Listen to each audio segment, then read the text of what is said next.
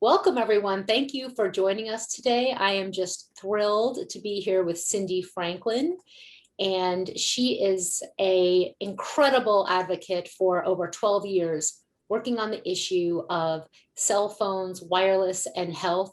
Her nonprofit, Consumers for Safe Cell Phones, joined Environmental Health Trust as a petitioner in our lawsuit, Environmental Health Trust et al. Versus the FCC, of which we await a decision that should be coming soon, challenging the FCC's obsolete and inadequate non-protective wireless radiation exposure guidelines.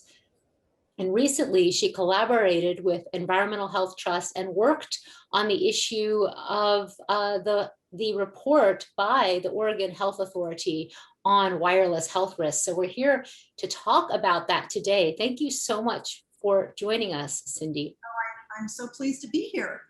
Yeah.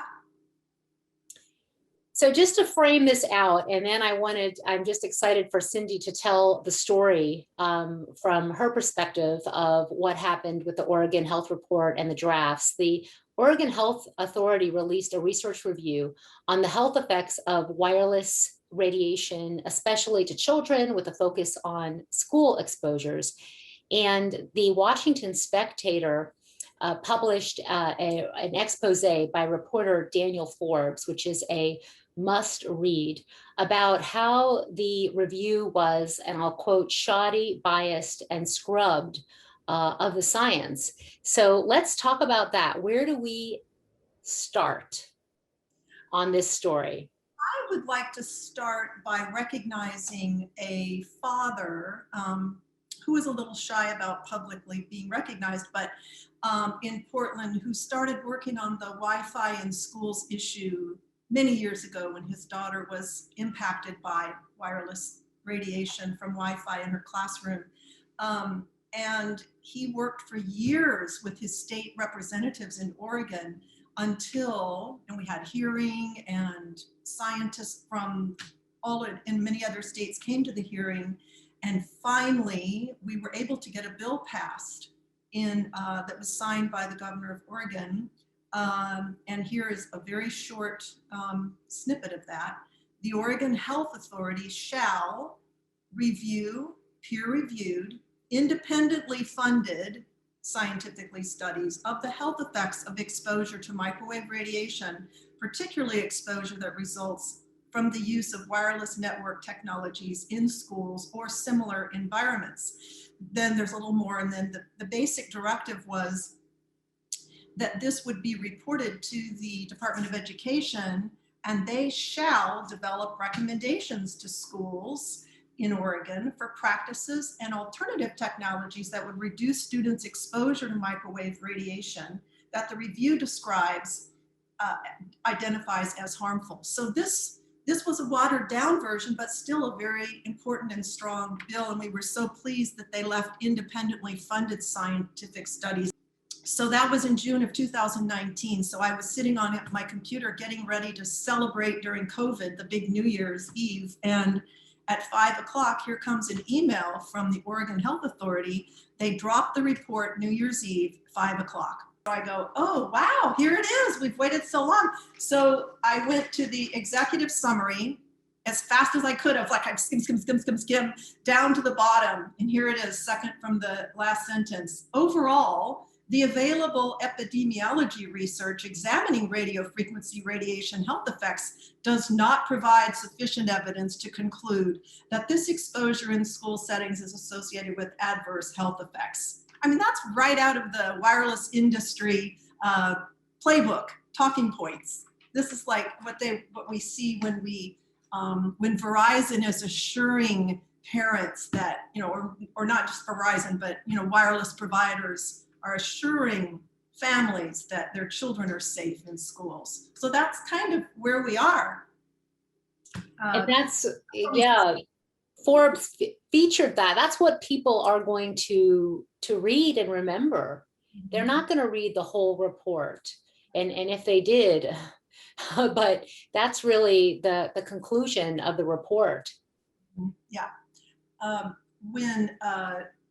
When I went back over and we started looking at some of the studies that they actually did review, and this is where Theodora did an amazing, EHT, did an amazing 100-page, what would you call it, a rebuttal or a rebuke, or, line by line, study by study, looking at the problems of what they had done. We realized that, in my mind, the most egregious, blatant violation was they actually relied upon industry-funded studies. And one of the reasons that we had mandated, that they actually did mandate in the bill, independently funded scientific studies, if you can see this, is that for independent research, 70% of studies typically will show some type of harmful effect. We call that biological effects, whereas 30% might show no effect. And then for industry funded, it's the flip side of that, pretty much, where 32% shows harmful and almost 70% shows no effect. So they did include industry funded research.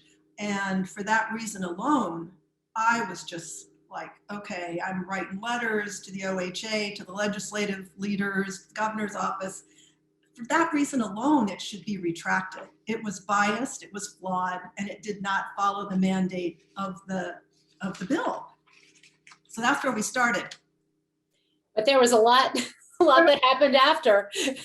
Ticked off at that point until we really delved into it. And then once Daniel got on board, Daniel Forbes, our intrepid reporter, investigative reporter,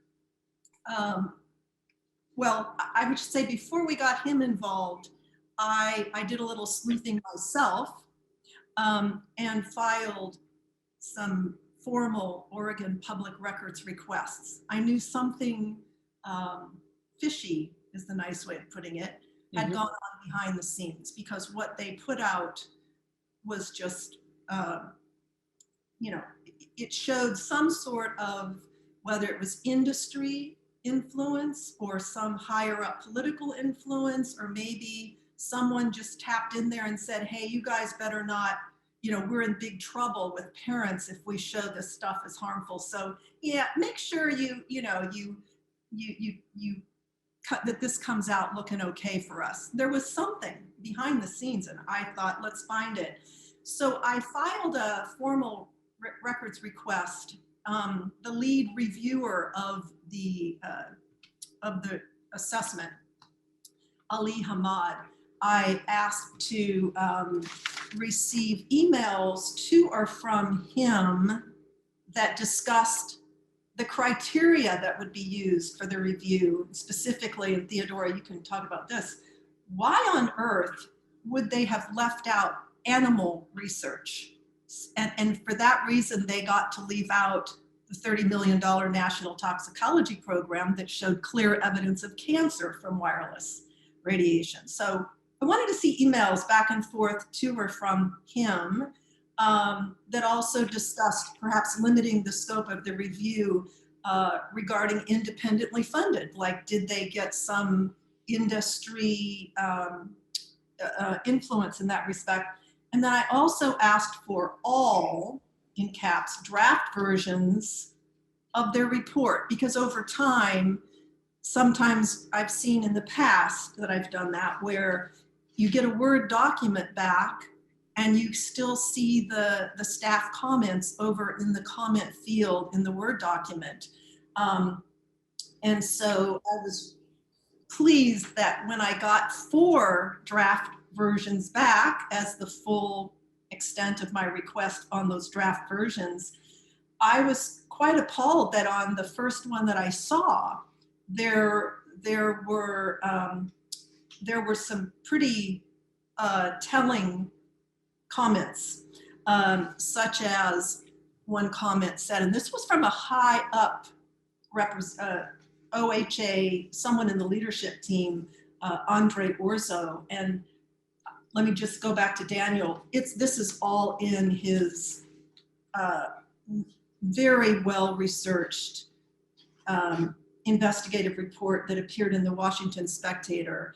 And his article reads more like a whodunit.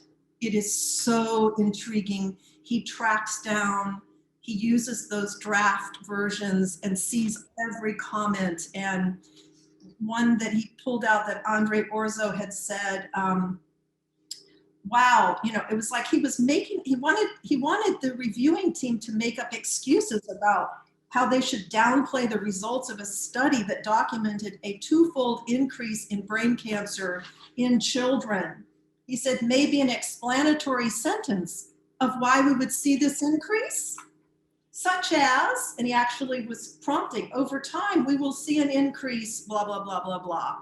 Well, so that was basically, I guess, incorporated, or they did what the fellow high up had suggested to them.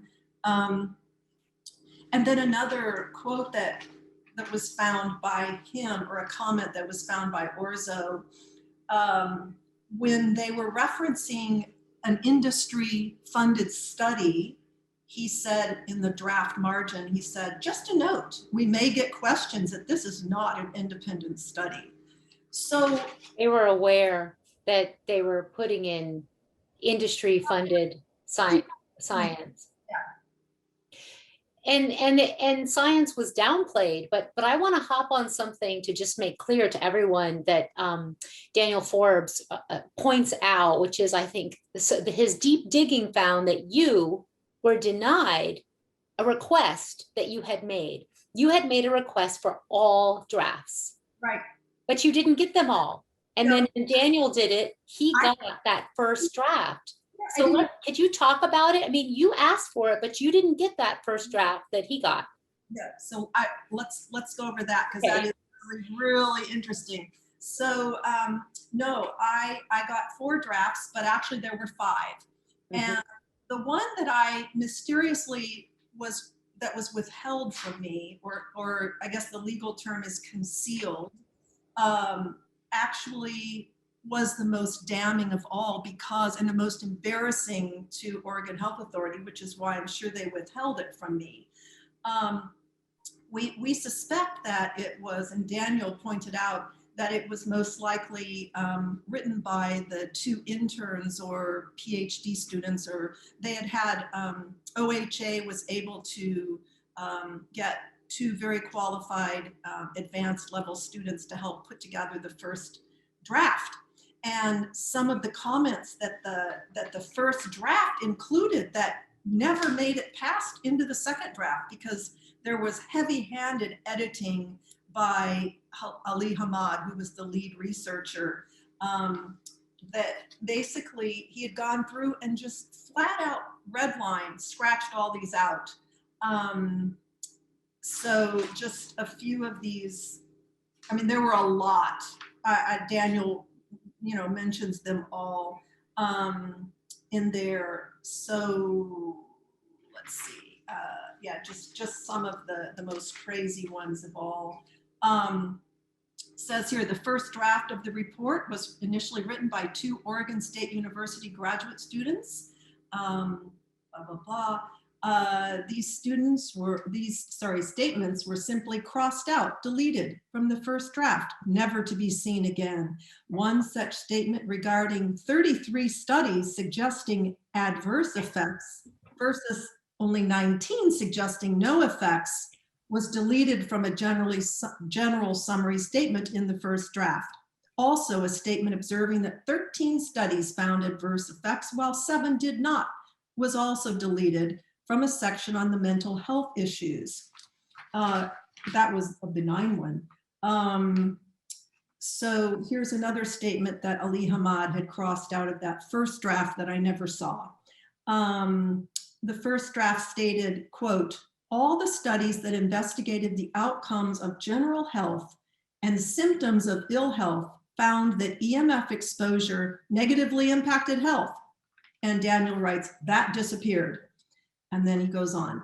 The first draft continues, quote, in the studies that examined EMF exposure and general health and symptoms of ill health, it is found that individuals with exposure to EMF are more likely to have poor health outcomes, crossed out and deleted. This goes on and on and on. There were, I think, 20, how many, Theodore, do you remember, like 20 deletions? I don't have the amount in front of me right now, but I think it's safe to say that, you know, any question that it was anything but safe seems to have been, you know, redlined out. And there are children, our children in schools surrounded by an ever increasing exposure to wireless radiation. And this bill, the bill was to assess, is there, you know, harm? And if so, what should schools do? I mean, we all want to know that, right? I mean, when I first learned about this, I was like, wait, are the levels in classrooms, is that safe? Yeah. Are my kids safe in school?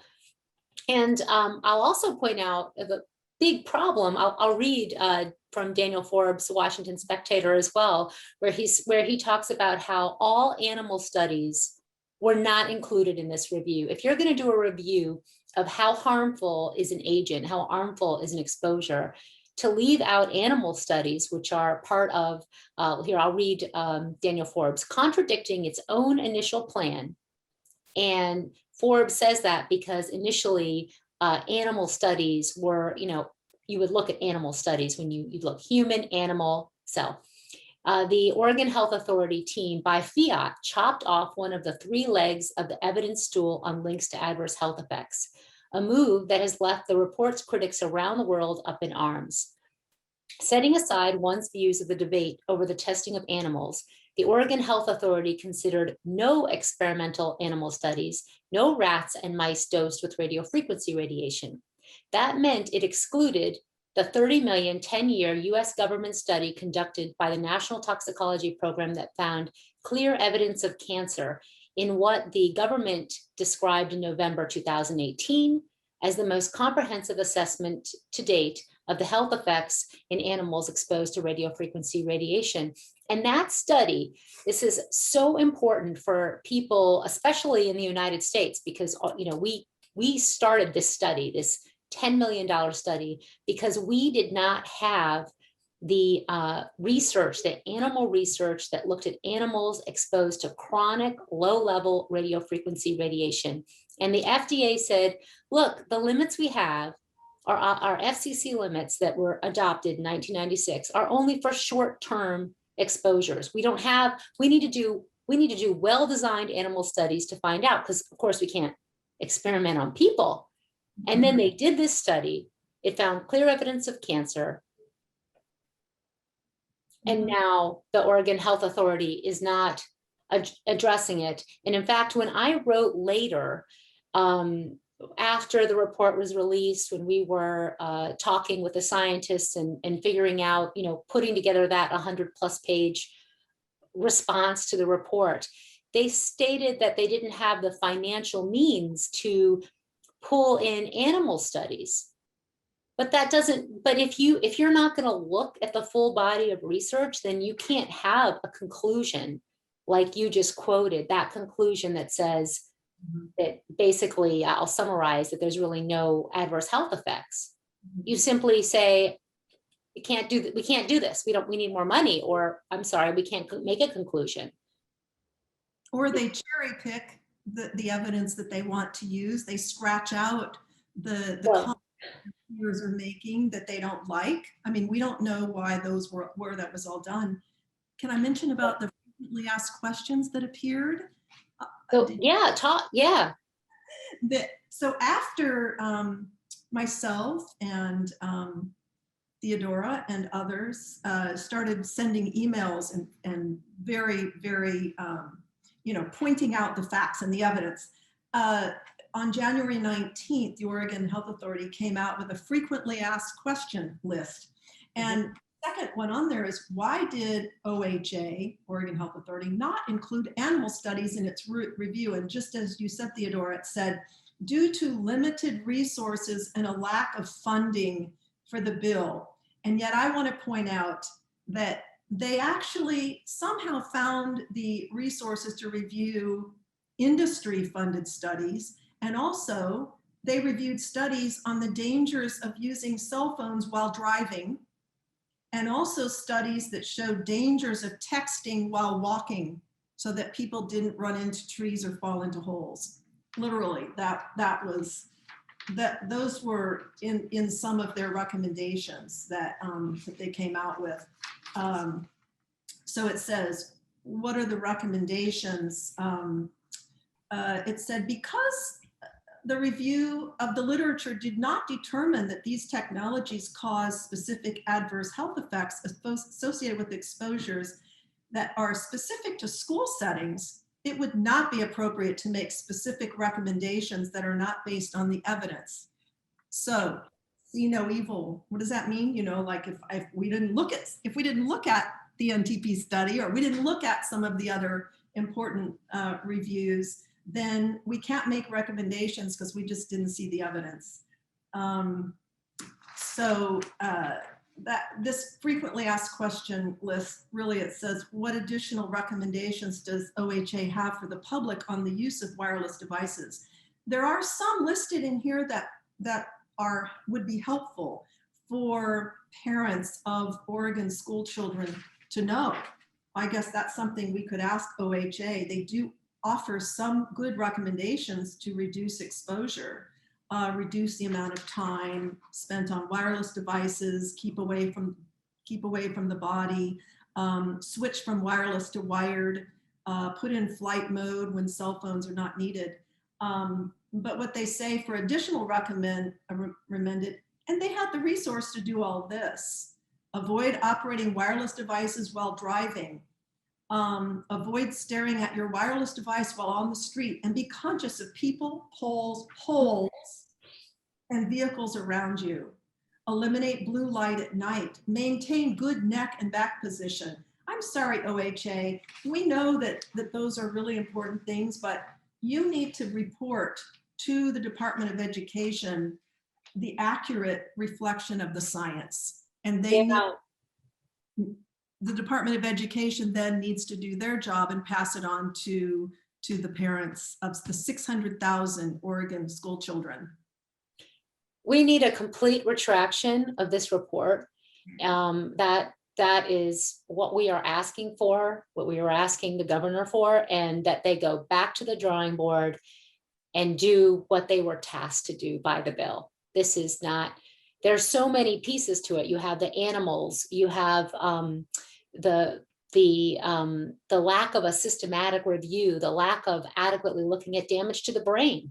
Mm-hmm. Where was that? The handling of the research itself was, I was shocked. Yeah. We were shocked when we read it. It was just not in alliance with how science is done in a systematic way. And even the definition of the frequencies that they were looking at was an incorrect range of frequencies.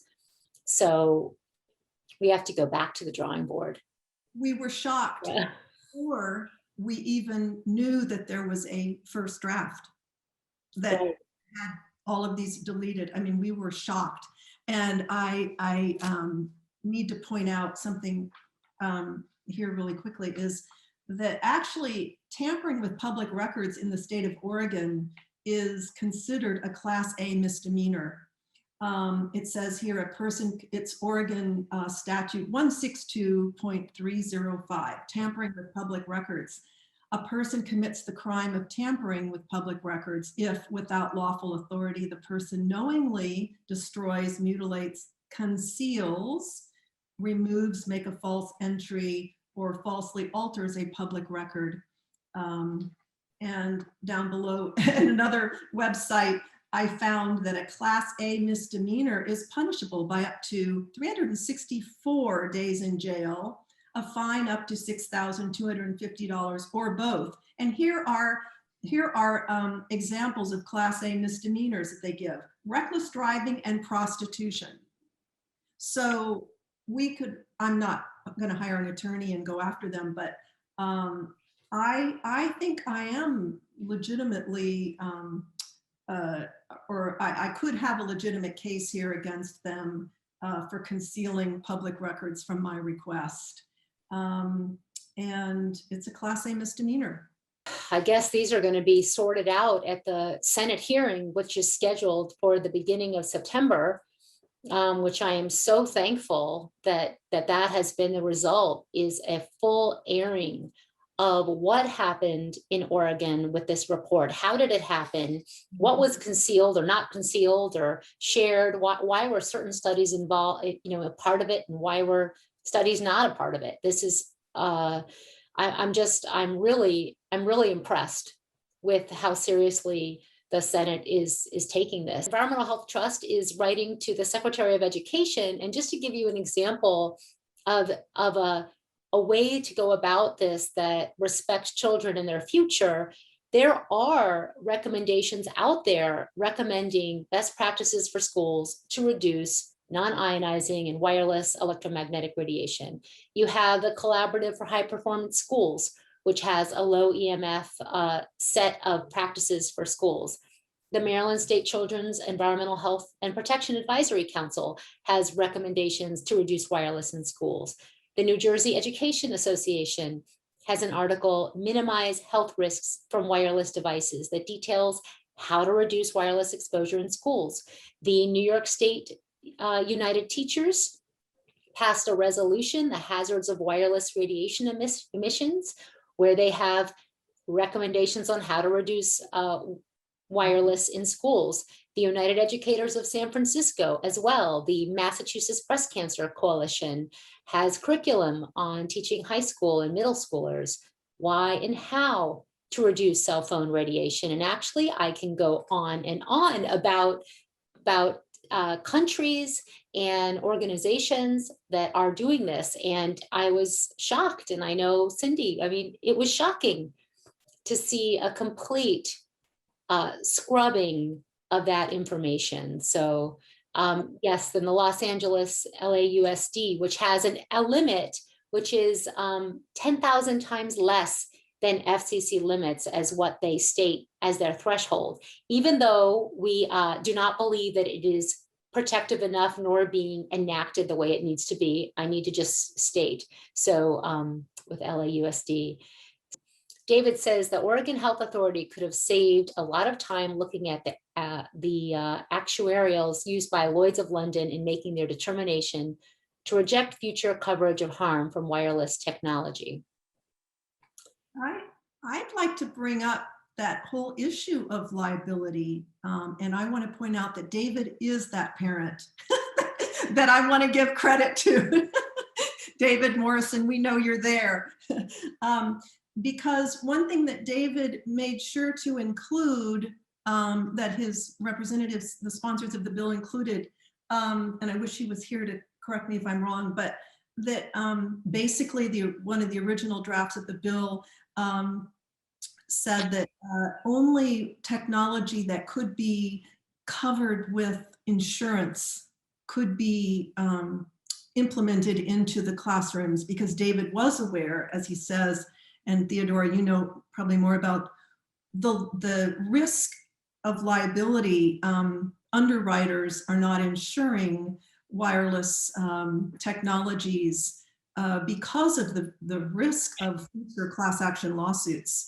And that was in the original text of the bill, and it was taken out.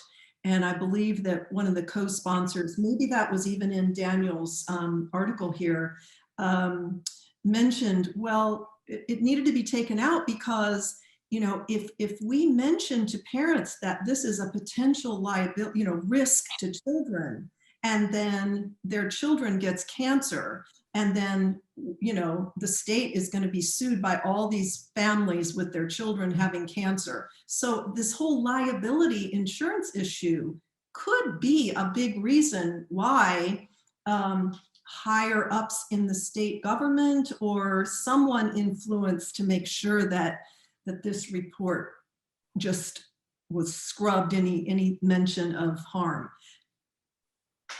You mean that in the bill that was first proposed in Oregon, it talked about how, I guess what I understand is there are electromagnetic radiation exclusions, so that when you buy insurance, you know, basic packages, that it's excluded the health effects from, or damages from non-ionizing electromagnetic radiation, no matter what the level is, Right. just magnetic fields, microwaves, and so forth. And you actually have to get a pollution, an extra kind of insurance for pollution. And now they're doing some creative things where they'll do it just for the time period when you have it, but not for after, because of course, if you're in school, you know, the way there's a long latency for cancer, if we're just looking at cancer. So there might not be effects for school children for the years that they're in school until later when they're not in school anymore, but the coverage may not extend to that. I know in our community, when we looked into it, we were told, no, we have coverage for that. And I said, really, show me. And what they do is they're self-covering in Montgomery County. Is any coverage is the county is covering it. There isn't actually a policy that they have that is going to cover that. At least that's what we found a few years ago when we did a public information request ourselves here. So, but they've classified it as high risk. Yeah. Wireless and non-ionizing radiation is and 5G is classified as a high risk. Obviously, you know, the science that's out there, and I think that was where David was going with getting that in the original draft of the bill, was if, you know, why, so that it was to restrict usage of wireless technologies that didn't have verifiable liability coverage, you know, so because he was aware of this issue, I think, but it was taken out before it was the final vote. It would not have passed. That's what the bill sponsors were told. It will not pass with that in there. That's interesting. I would think it would be the most, I mean, it is what, if people always say, what's the most important thing to talk about with this issue? And we always come down to, it's the classification by insurance companies. But they don't want to risk it. The wireless industry cannot open that little tiny crack at all, because then the house of cards falls down.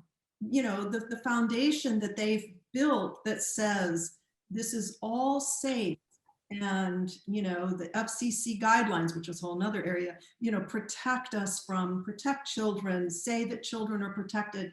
All of that comes crashing down if liability, you know, if underwriters are finding that this is a potential risk, and that we're going to potentially see a lot of class action lawsuits in the future on health risks. So this state effort was we thought and hoped was going to be really the first in the country that a state health authority would recognize, because we thought Oregon, you know, progressive Oregon, you know, it's gonna be honest, and, you know, we're gonna get it done. The kids are, you know, we're all in favor of our kids. So I think that was the horrifying outcome, is that now we thought, and poor David mentioned this, he goes, oh my God, all that hard work, and it's just a gift to the wireless industry. If they could use the findings from this report to go from state to state and assure parents or activists trying to enact similar legislation in their state, they could go and wave the Oregon report around and say, look, you know, it's been proven, it's safe for kids. That is why we decided to expend our resources and really focus on the Oregon report, because this has a nationwide, if not worldwide, impact. Every state around the country, when faced with this issue, will say, no worries. Yeah. Here's the Oregon report on wireless.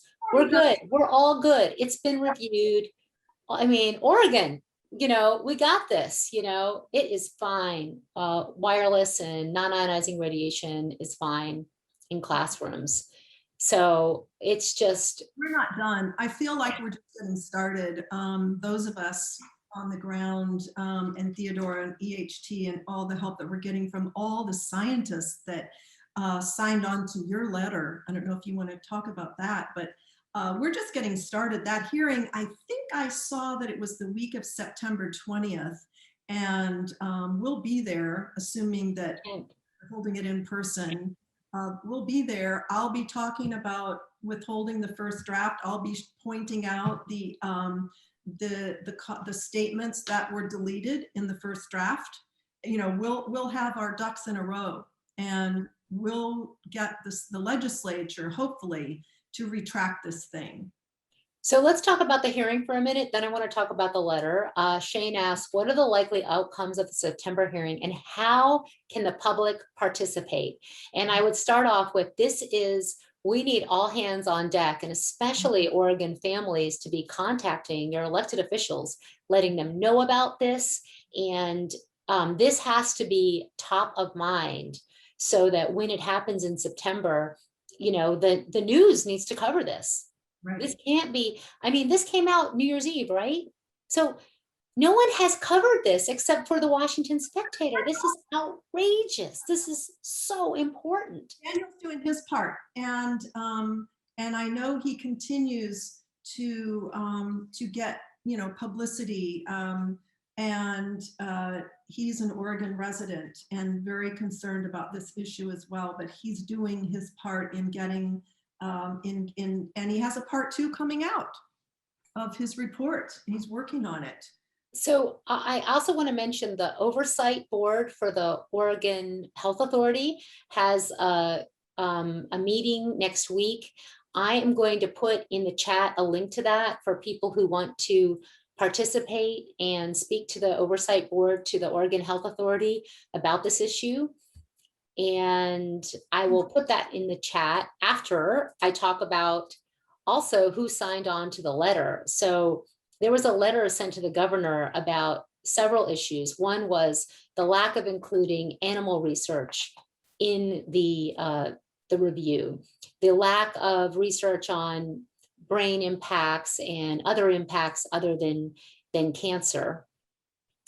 And the signatories to that letter, which concludes these faults and omissions, in our view, warrant the retraction of the report. And I should add, they also pointed out the vulnerability of children, how usually the Oregon Health Authority talks about the unique vulnerability of children to various toxins, but that was missing.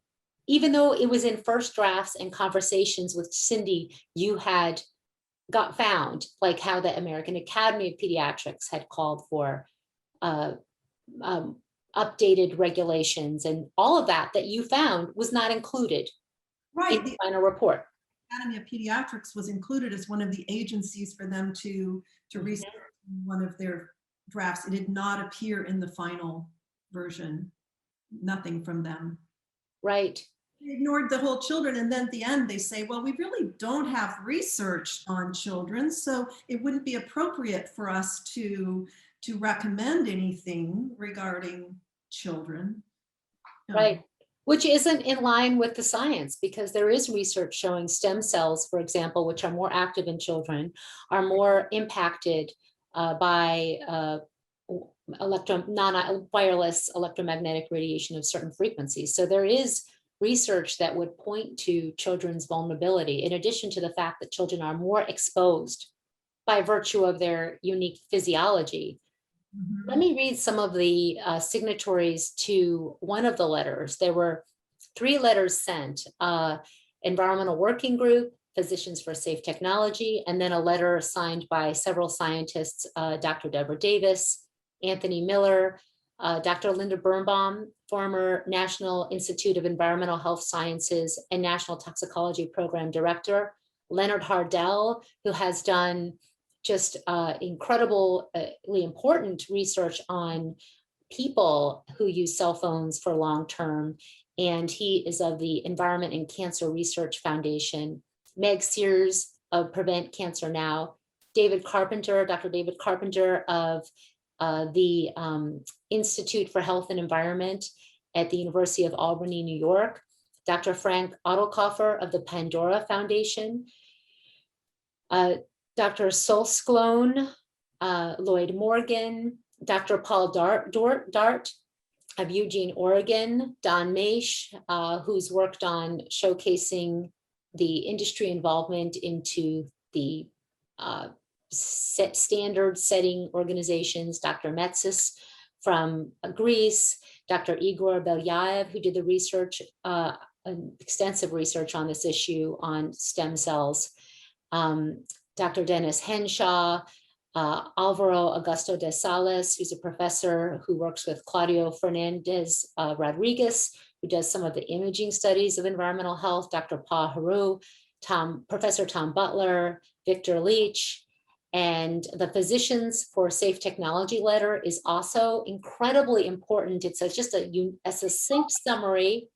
They're all the big guns. Yeah, and they show like even below FCC limits. Yeah. We have the science showing harm at levels that are much, much lower than FCC limits. Mm-hmm. An environmental working group that's been working on this for many years.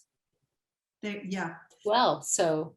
You know, the one thing that, Theodore, I know that you've mentioned, and I think this is I'm not going to give away, this is a little teaser, I guess, for Daniel Forbes part 2.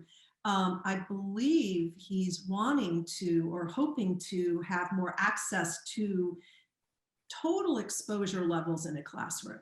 So what this, you know, what the failed report, odd report doesn't ever talk about is, you know, it's not just a couple of, you know, powerful Wi-Fi routers in the ceilings of a classroom. It's, you've got 25 or 30 laptops and iPads all radiating Wi-Fi right into the child's body. You've got the cell phones that are in the pocket that are all pinging text messages and whatever on quiet mode. And you've got possibly cell towers, you know, small cells right outside the window, because school systems are notorious for leasing out space to telecom companies to put up their towers and small cells because they pay lease to the school districts. So we don't even know. I know there have been measurements done in various schools and various classrooms, but I don't know that that's been done in Oregon. We don't know that the levels are even under the FCC guidelines. Not that that matters, because they're set so high. They're just set for the heating of tissue, and they have nothing to do with biological, the studies that are showing harm much lower than the heating. We have no idea what the levels even are. Well, I think that it's kind of like with toxins and with chemicals. Companies want to talk about one chemical at a time, rather than let's look at the combined exposure of all of the devices you're exposed to at one time. And what they do is they parse it out. So often when they do studies, they'll say, let's just look at this one thing. Like there's a study that looked at, it's called Wi-Fi in the heading, but it really only looked at an access point on the ceiling and didn't look at everything else. Like you were saying, the device against the body, plus the access point, plus the phone on the body, plus all the other children who are using devices.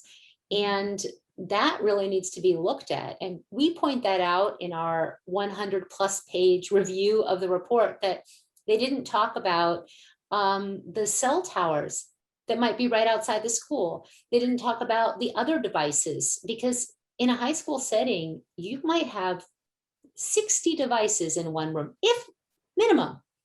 Not even including the smartwatch, the phone, all, you know, some kids have 2 phones, or they have a tablet and a this and a that, and all these things all together. They all need to be considered. They all need to be considered as to what we're being exposed to. Just like when you eat food, you're exposed to different pesticides and different, you know, food coloring and all kinds of things that works. It's the total body burden here that we need to look at for EMFs.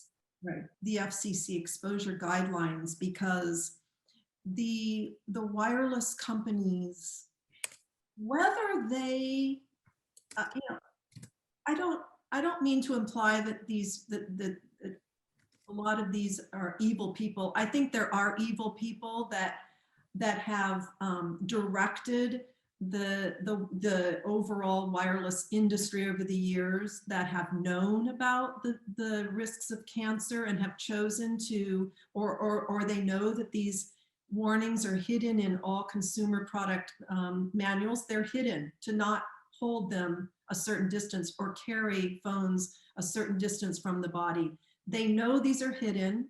And so I think I think there is some evil at that level. I don't like talking about evil, but wireless, the people that are providing the, the wireless, the hotspots, the, connections in the classroom or whatever, they might truly believe that the FCC guidelines somehow protect students or all of us. They've been told so many times it's a benign energy, it's non-ionizing, there's no way that it can cause harm unless the microwave energy builds up and you get a lot of heating in the tissue, and then of course there can be some problems. But the FCC guidelines protect all of us, even children. That's why we, EHT and my nonprofit, and others joined with Children's Health Defense and are going after those guidelines, and we're exposing them, because that really is the big giant elephant in the room that needs to be addressed, and the truth needs to come out about that. No, those guidelines do not protect. They especially do not protect children. So they cannot be continued to use that rationale.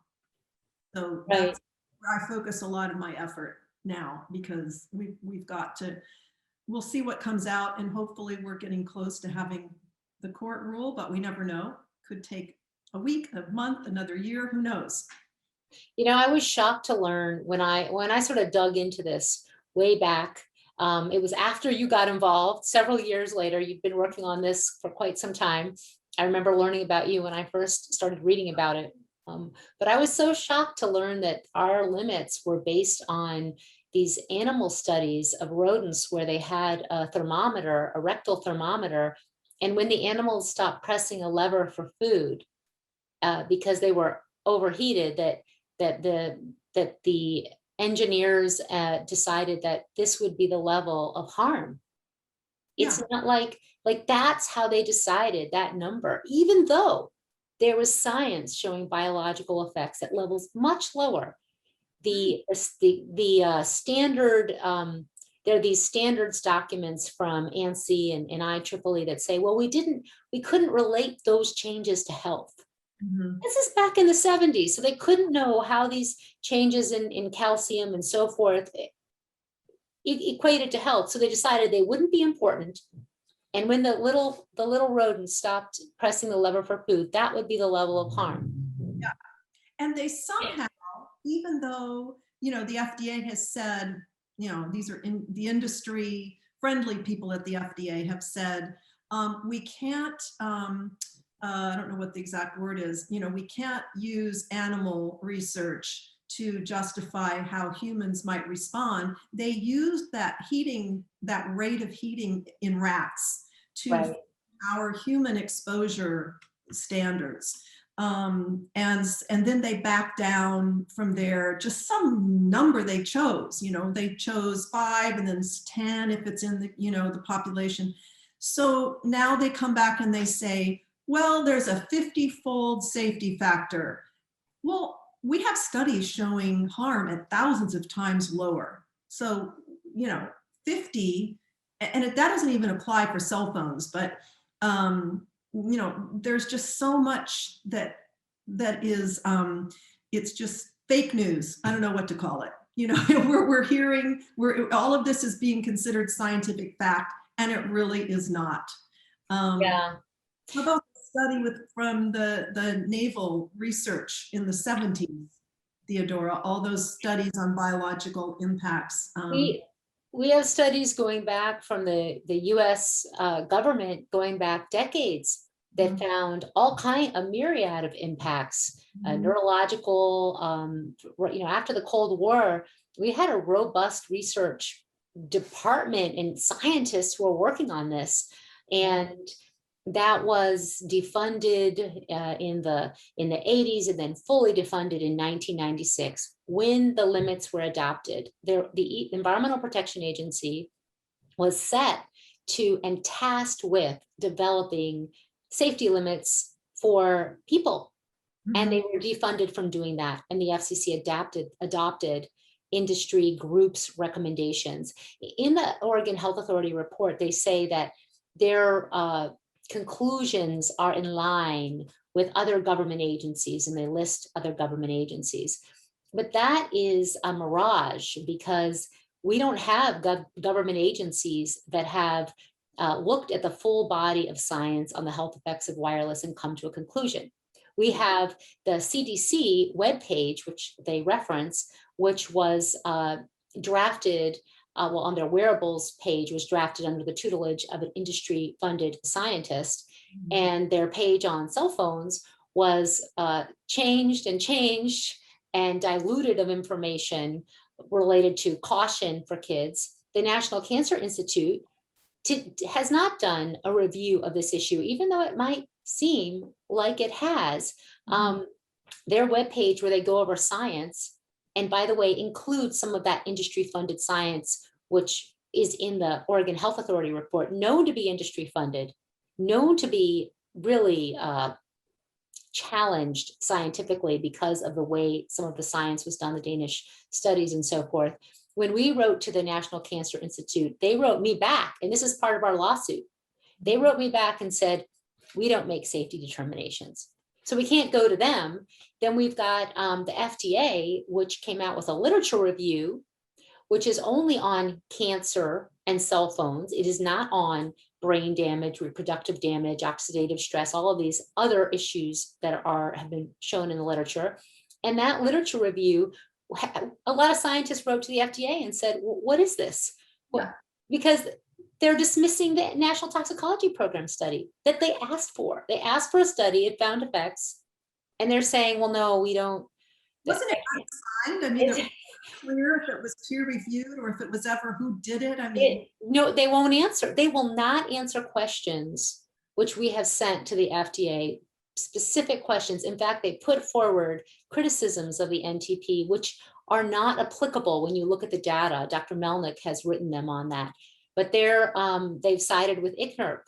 Well, the FDA sponsored the NTP study initially. You know, they were the original, one of the sponsors of the NTP study. They thought it was so important to have that major animal study on this particular issue. And then it comes out and they go, it's just rats, you know.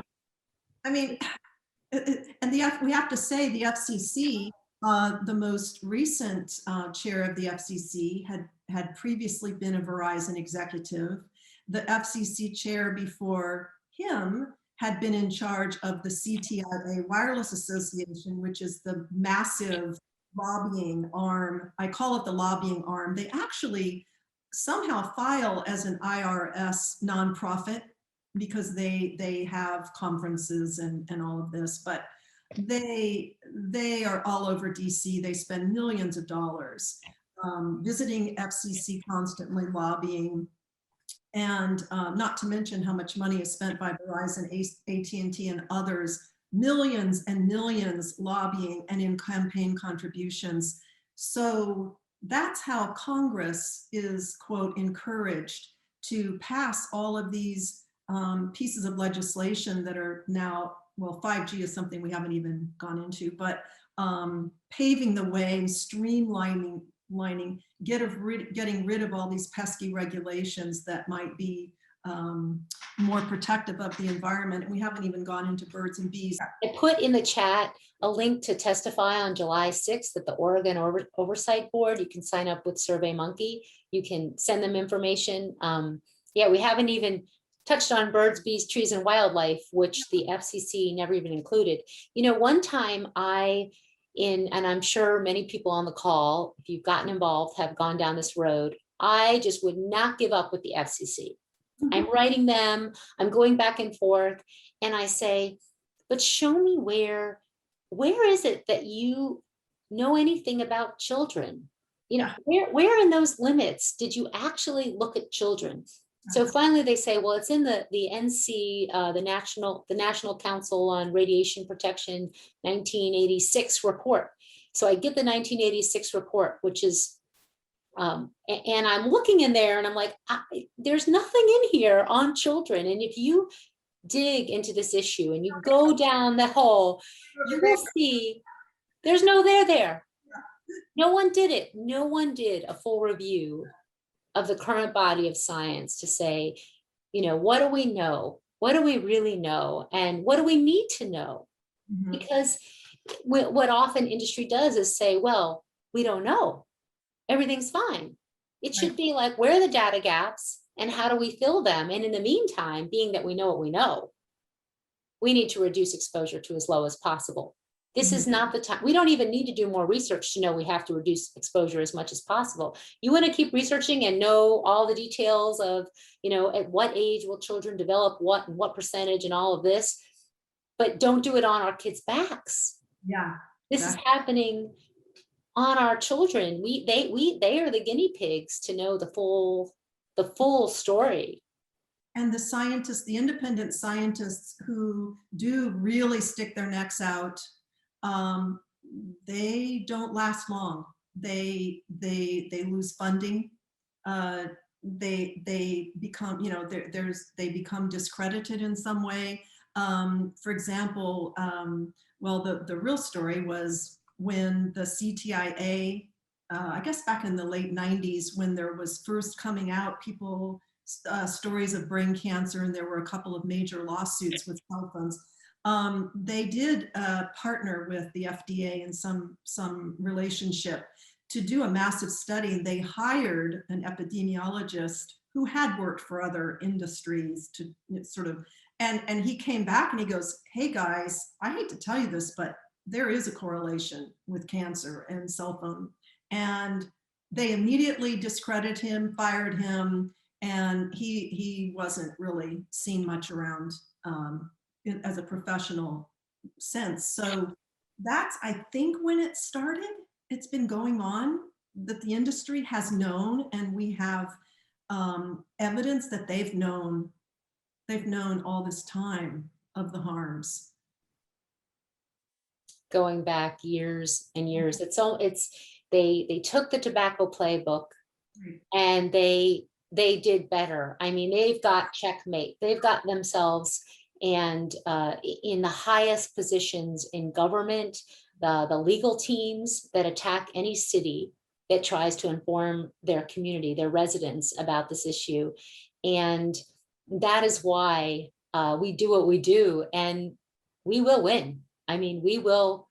Yeah. I know that the truth in time, this will all be clear. Mhm. I think all of us have to believe that. So let's just keep on. Yes. Thanks for being with me. So, and actually a lot of those stories, gosh, Dr. Henry Lai, and his story, how he was attacked when he found DNA damage years ago. And now, of course, the National Toxicology Program found DNA damage in the rats and the mice. And the list is long of scientists who've been attacked when they have found effects. And that's what the industry does. They war game. Oh yeah. They war game the science. They attack and criticize each study that finds an effect. This report by the Oregon Health Authority is actually similar to other reports we've seen on smart meters. Like, what's the harm from smart meters? I think it was Maine. When states do it, they come up with this. It's like the industry's dream report came out, and what? So we just need to hold them accountable and ask for a real systematic review of the science. That's what our kids deserve. We did the, must look at only independent research. We thought we had it. We said, we got them now, they can only look at it. And they just perverted the whole effort, and corrupted it. So that's what happens. We just have to expose it when it does happen. And thank you, Cindy, for your work in digging in. Well, too, Theodora. Appreciate, it's so wonderful working with you, and I'm looking forward to what we're going to do on this. We're going to get them. Well, I hope we showcase and just bring transparency to this issue. So everyone who is on the call, please, you got to talk to your elected officials. Keep this top of mind for them, because we can't be silent on this, and keep raising it. Raise it in your PTA, raise it in your community, bring the issue to your school. The personal, the local is going to move this issue forward, because this is about our kids Yeah. And all the children in the United States who are in classrooms, they are completely unprotected. There is no limit that is for schools Mhm. related to radio frequency radiation. And there hasn't even been an adequate characterization of what those exposures are. And you mentioned 5G. Let's talk about that for just a second, because I just got my second news release that another campus is getting 5G. They're putting it in our schools and, in universities and college campuses. And then they're doing test runs in under-resourced schools, saying they're donating this fabulous equipment when they're just increasing the environmental pollution of radio frequency in our classrooms and testing our children, That their is an eyes. issue for low-income people to have that kind of exposure. I mean, not just low-income communities, but, children are being exposed to this really virtually untested. I mean, it's unproven to be safe, and it's not proven to be safe.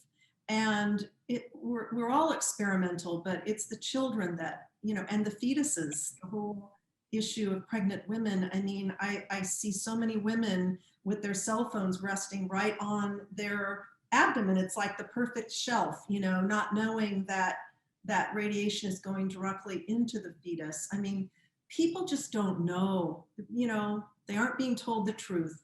So we've got to educate, people have to educate yourselves and educate your friends and family. And don't be afraid when people go, oh, cell phones are safe, we're going to die of something, ha, ha, ha. It's not funny.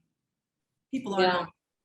I was, so just some news, I was just thrilled to hear that in Baltimore, the visiting nursing program that often goes to families that might have lead exposure, they are sharing information on how to reduce exposure to cell phone radiation. So I'm so thankful. I mean, this is happening because as people become aware of it, they are, and health professionals, like with the electromagnetic fields conference that just happened this year and in 2019, educating medical professionals, this is happening. So we are not in the, even though you'll hear it, it is everywhere moment. People are starting to become aware of this and take action to protect themselves, because there are a lot of things that are everywhere that we take care of, right? Like trash.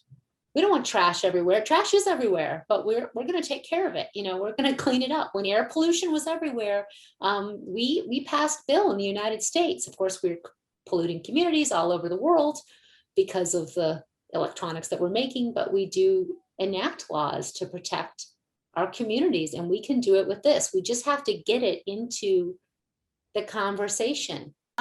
Here's the problem is with garbage and trash and with pollution, it's visible. We smell it, we see it, we taste it, we breathe it, it burns, or we see it.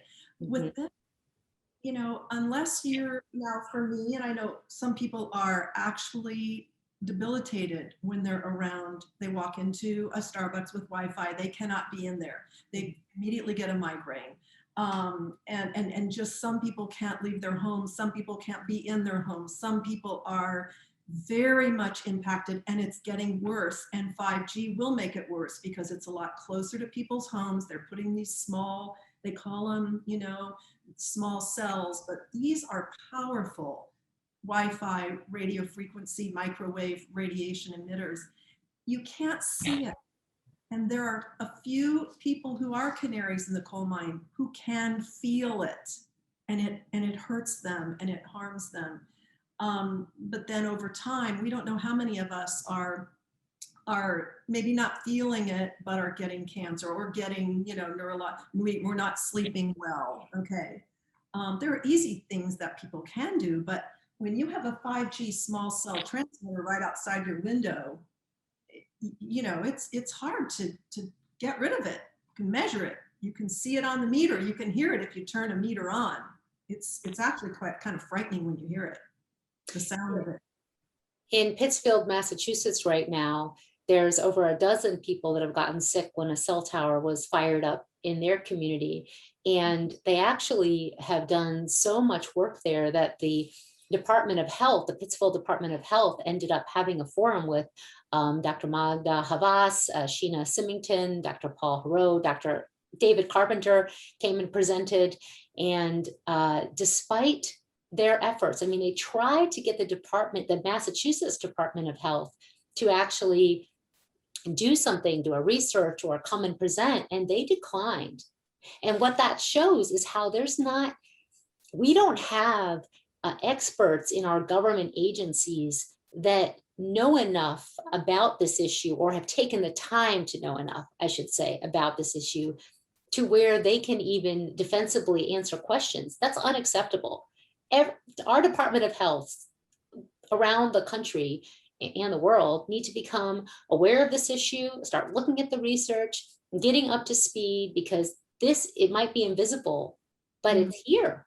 It's very much here. And once you start measuring it, you see it. I mean, as you have too, I've been measuring all over, searching for a place to live that's the right place. And I can tell you, one, the levels have increased, and two, there's so much variability. So you can be in a place with really high levels and then be in a place with much lower levels, depending on where you are, but it's fewer and farther between. Right now, we have a bill in our community where they want to put these 5G antennas right 30 feet from our homes. And if that passes, as is happening in California, where they want to strip away the community's ability to stop it or to restrict it with common sense rules, there's no escape. Like the people in Pittsfield, Massachusetts, we are contacted all over. I mean, from people all over, and I kid you not when I say at least every week, by someone who is telling me their story, and they have gotten sick. They put the antenna up, they got sick. What can I do? How can I fix this? They often say, I'm going to sue. We're going to fix this right away. They don't know the whole story. And and kids who have gotten sick in schools, there's lawsuits in the United States and on this very issue. So it's a big apple, but we're moving there. And we hope that Oregon will move the needle as we peel the onion open and show what happened in Oregon. It should be a lesson to us all about what we need to do better. We need to do better for our kids. Yeah, absolutely. Absolutely. Yeah. Well, thank you so much. And thank you to all for joining us. And we will put this on. Please sign up to speak at the Oregon Policy Board Oversight meeting and talk to your elected officials about this and spread the word in your networks. That's what makes the difference. Thanks, everybody. Thanks, Theodora. Thank you.